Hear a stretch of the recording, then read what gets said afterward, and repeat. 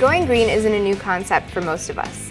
We've been recycling for years, cutting down on fuel use by carpooling, reusing our grocery bags, and even changing the kind of light bulbs we use. But for some of us, the need and desire to go green goes beyond these small, simple changes in our everyday life to a large-scale change in our attitudes. This is what led Joe and Jody Johnson to embark on a green home renovation. They decided to document the process, and the show The Green Guy was born. The series, which can be seen on Channel 15 at 4 p.m. on Fridays, also features local organizations and resources for residents wanting to green up their own lives. Here to talk more about his green home and his show is Joe Johnson. Hello, Nikki. Hi, welcome to our show, Joe. Thank you. Let's start off with the house. You and your wife bought a house last year. And Right. What are some of the things you looked for in a home when you were going to purchase? Well, first of all, Nikki, we looked for a smaller home because generally with a smaller home comes smaller utility rates and smaller tax payment. Okay. And that's the first thing. That would reduce the energy usage.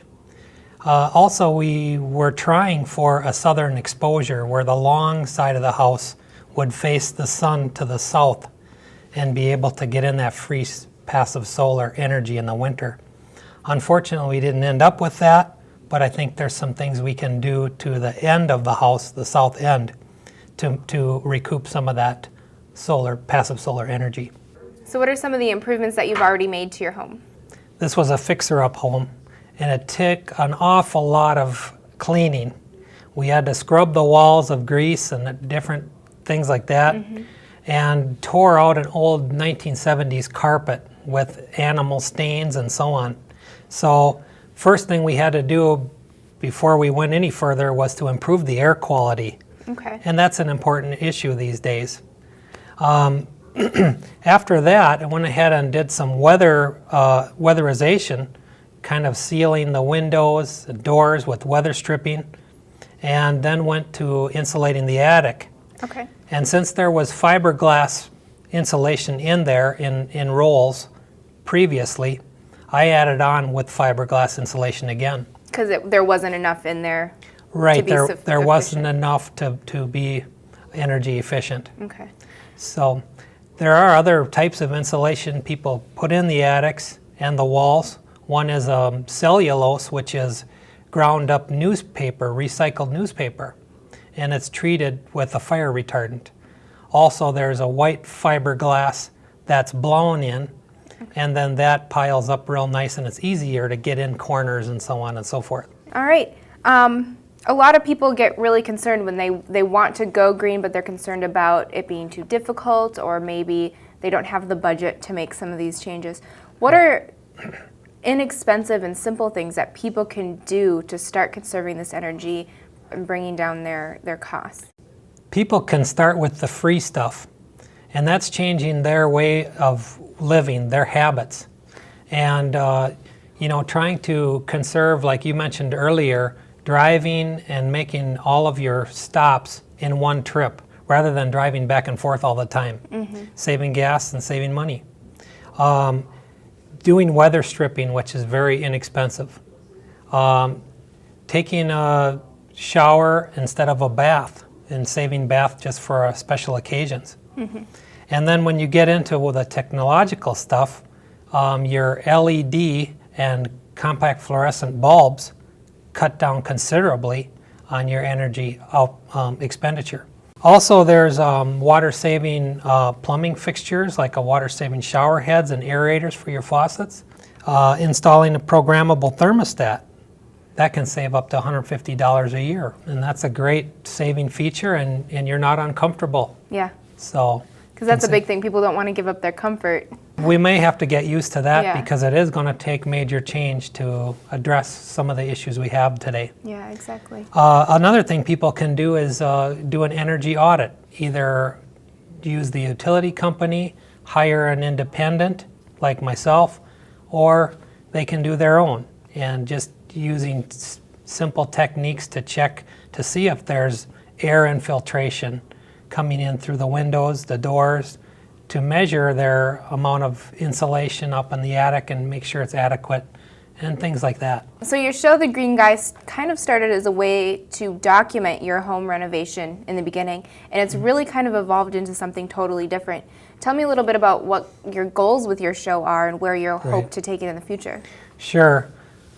Well, like you said, it started with a program that would be something like This Old House, to show people that it doesn't have to take a ton of money to make energy-saving renovations to your home. And that's a great thing. But the more I educate myself, the more seminars I go to, the more I found out about what the situation is in our world between the population, exponential growth of the world population going up, and the traditional sources of energy like fossil fuels. We're kind of been using them all along, and they're dropping off. They are going down in a hurry. And so that's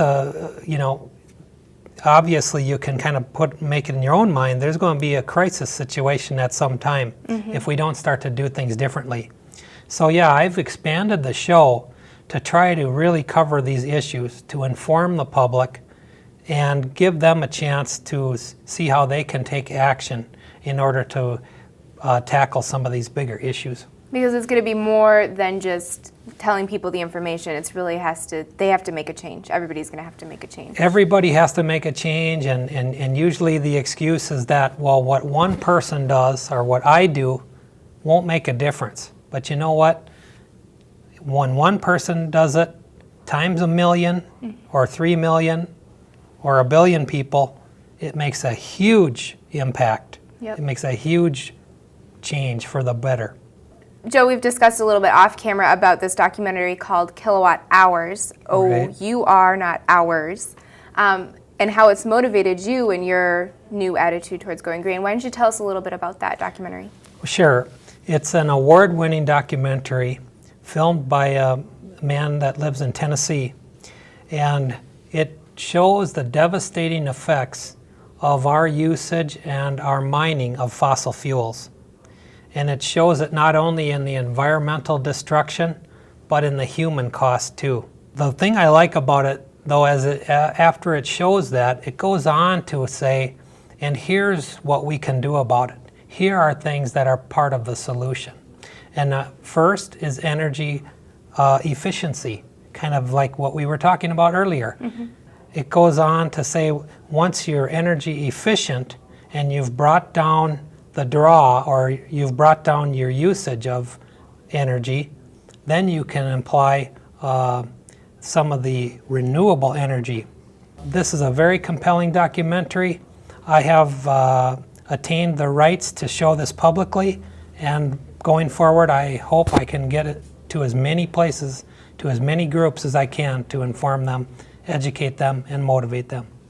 So Joe, what are some resources that you have for anybody watching that might want to green up their own lives? Well, one is they can go to my website. It's www.greenstockusa.com.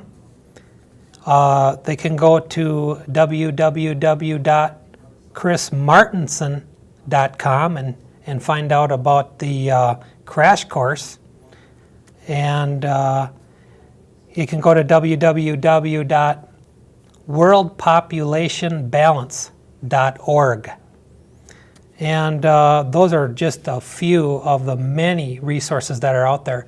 Even the Minnesota state government and Department of Revenue, Department of Energy, all have websites out there too with helpful information. Well, Joe, thanks so much for being on our show today, and good luck with your green home and your Green Guy show. Well, thank you so much. It's good to have you here.